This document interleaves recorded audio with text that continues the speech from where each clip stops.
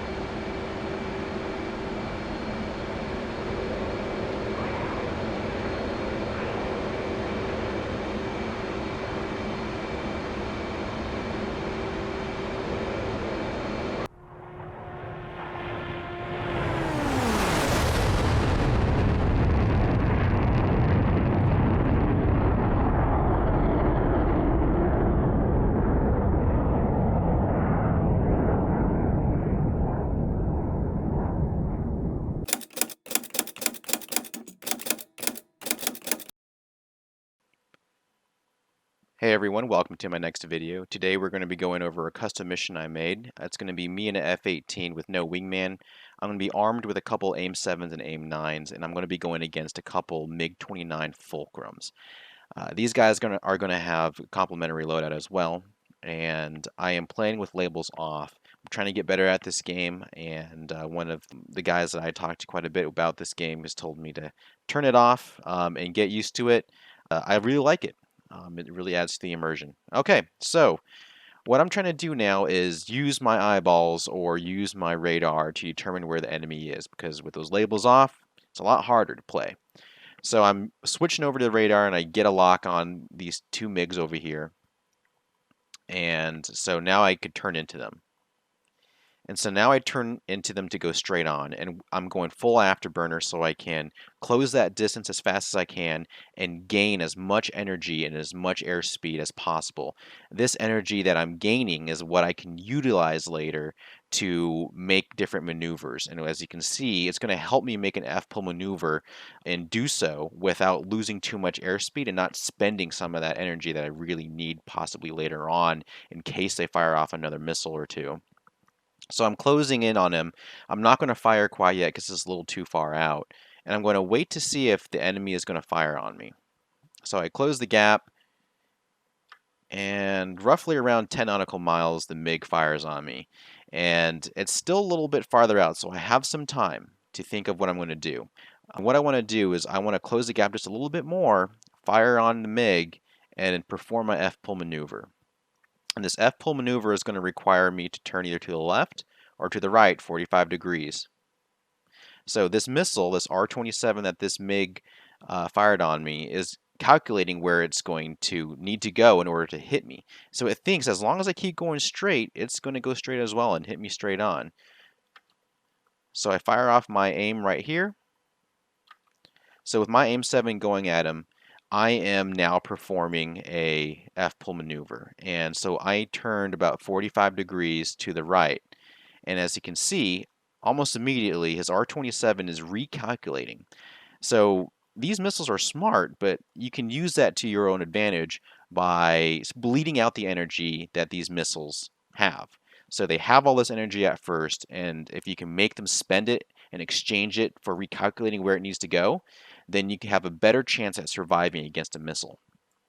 All right, so I'm trying to maintain the same altitude that I'm at, but I'm turning 45 degrees to the right. All right. All right, so at this point, that missile thinks that it's going to meet me around here. And I'm thinking, this thing bled a lot of energy. Its speed is drastically reduced from what it was before. So I don't think that thing is going to be able to meet me here. And especially if I turn into it now, I know I could be able to beat that missile and completely avoid it. With my missile, on the other hand, it looks like the enemy just dropped his fuel tank. the enemy did an F-pull maneuver as well. So with an overhead look, mine is more of a S-curve at this point, the beginning of an S-curve, more of a true 45 than his 45. The enemy's 45-degree angle is more like a 90-degree angle. And the reason why you don't want to go 90 degrees is because that aircraft, your aircraft, or the enemy's aircraft, is going to have to exchange some of its energy that it has to make that maneuver. So you have all this money, this change that you have from which is energy, and each time you make a maneuver, you're spending that. So you want to make sure you're very smart with your maneuvers. And this guy, he wasn't quite too smart. Before he was going pretty fast. He was going about almost 0.9 Mach. Now he's down to 0.68 Mach. That's a drastic difference than what he was back here. So he took too much of a steep turn, whereas I maintained about almost a full Mach after my 45-degree turn here. So I know with my energy that my aircraft has, I'm able to beat this missile. And as you can see, I completely beat it. Now I turn back into it, and my missile hits the enemy here. So splash one, fire off another one just in case. This other aircraft over here, he just dropped his fuel tank as well, and I'm not sure why he didn't fire on me, because he had a good solution this entire time. He was back there. He could have fired off at least a couple missiles and made me really, really earn it. But at this point, this guy's probably not paying attention, I know that. And so I'm firing off 2 missiles at him, and I splash him with the 2. Alright, so with an overhead view of where my trajectory is, I'm completing my maneuver. And I was going to do kind of a F-pull maneuver just in case he did fire on me, but I wanted to meet his trajectory of his aircraft as it was coming over here. But back here is really where the money was. I started out going straight. Enemy fired on me around 10 nautical miles. I waited till around 7. I fired off my own, and then I started doing the F-pull maneuver and went about 45 degrees to the right. Bled that energy from the enemy's missile, and it wasn't able to make contact with my aircraft. And but we had a lot of time to think about that. Sometimes you may not have enough time to react to that, and you may need other types of tactics. But this mission was a really great mission for me to show off with a live gameplay how I was able to utilize an F-pull maneuver to outmaneuver an enemy missile and take down 2 MiGs.